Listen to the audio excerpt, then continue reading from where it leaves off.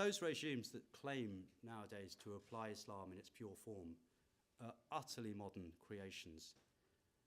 The very oldest of them, if you went back, the very oldest of them is Saudi Arabia, which reached its modern form back in the 1920s as a result of a coup, helped in part by United Kingdom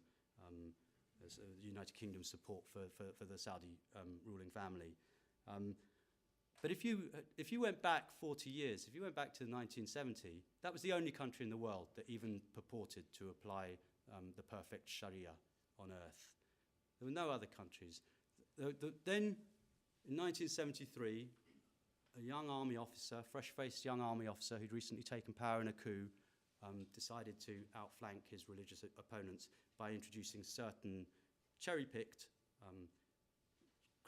criminal penalties. He decided he wasn't interested in crucifixion, wasn't interested in stoning, but amputation would do, and he'd whip drunkards as well.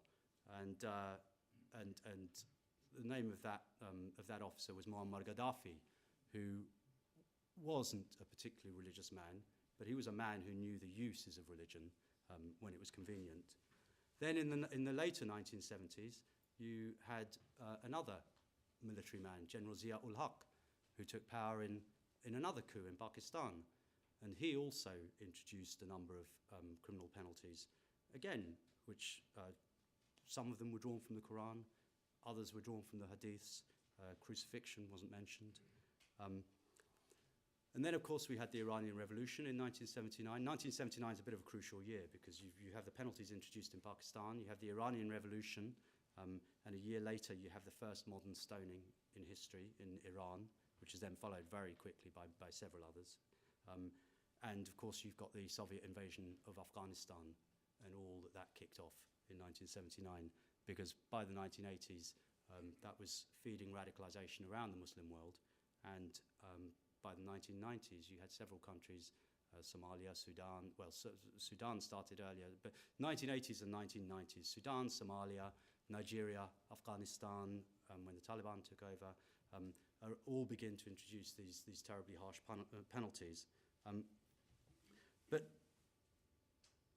the reason that that's important is very straightforward, because although there are plenty of people who say that these radical interpretations of Islamic law are eternal, nothing could be further from the truth. The very idea that you might write down laws in books was utterly heretical back in the 8th century. The very first person who suggested it, this is something that was mentioned in the New York Times review today, the very first person who suggested it had his limbs cut off and roasted in an oven for being so blasphemous. That wasn't a penalty under the Shari'a, by the way. That was it seemed like a useful thing to do at the time. But the idea of statutes would have been heretical, absolutely heretical at the dawn of Islam. And yet you've got countries like Iran, like Pakistan, which have enshrined these supposedly holy penalties in utterly man-made statutes. It's not tradition which underpins those interpretations. It's things like coups and wars, revolutions, invasions, and occupations.